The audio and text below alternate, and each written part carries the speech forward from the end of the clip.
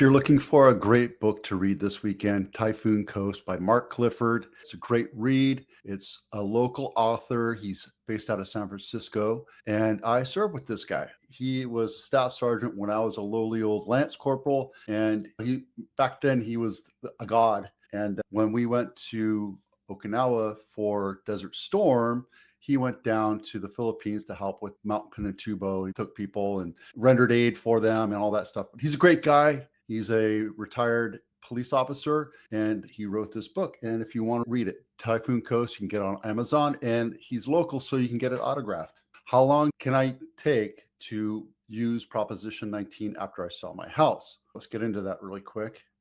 We're going to use that as stay tuned, because this is a funny video.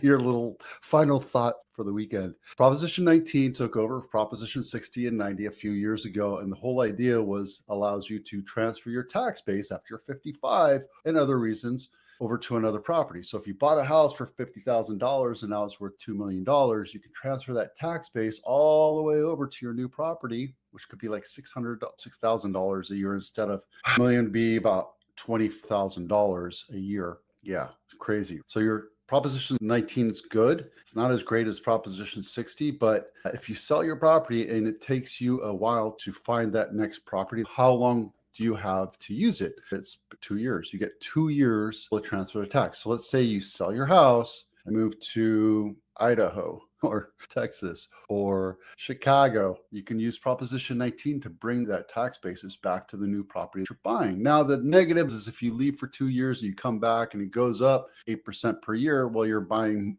back into the Bay Area pricing. So that kind of sucks, but at least this is a nice cushion. If you want to read more about it, or if you want to call me and ask questions about it, I can help you. The bottom line is you're better to call your assessor and ask about your specific questions. Call your local assessor. Proposition 19 allows you to transfer your tax base to any county in California. There you go. All right. If you're thinking about selling your house, download this home inspection checklist. This allows you to look at what condition your house is in before the inspector comes, get those things repaired so you have a clean inspection, and always disclose what you do repair. Rates are back up. Painfully, jumbo is 6.74. VA is above 6%. These are teaser rates, right? So do your homework, talk to a broker. If you need a broker, let me know. I'm happy to send you my contacts. What else?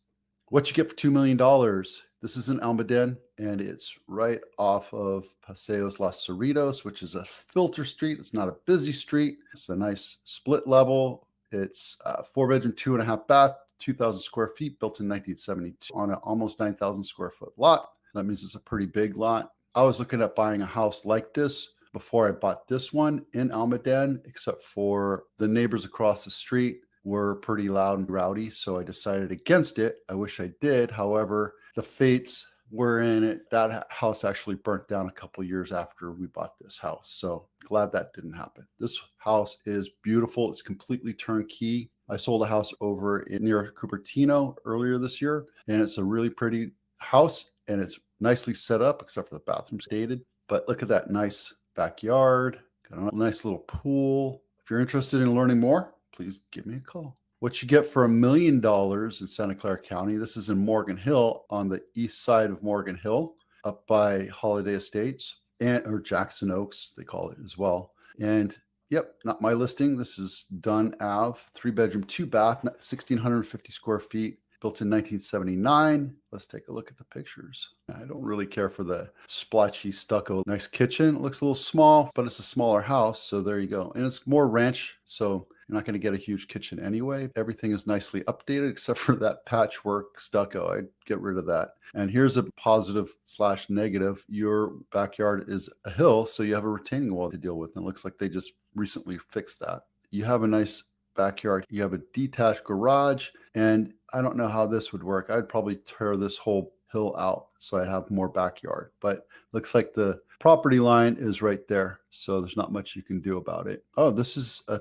3-pack house. That's actually your house right here, and there's 2 other houses that you're dealing with. Let's see if this has an HOA. Yep, HOA. There you go. So one thing I wanted to talk about as well is tempo. The title of this video is, should I take an off-market offer before I list my house on the MLS? And my answer is It depends on what you need. I don't recommend it because when you get your house on the market, it's all about tempo. You expose your house to the entire market, and within the first 7 days that you get a huge bump in your value, right? First 7 to 14 days is where you get your biggest, right? And that's where the majority of homes are sold. Now we do sell off market, but you don't get as big of a bump on there, mostly because you're not exposing it to the market. You don't know what the true value of your house is. Now, what are some of the cases where you could or would want to use it? I don't want people coming into my house. I want to sell it discreetly. I don't want people on my block knowing I'm selling. I don't want people coming in from my neighborhood looking at my house. Those are all very privacy type things, walking away from 200 grand, right?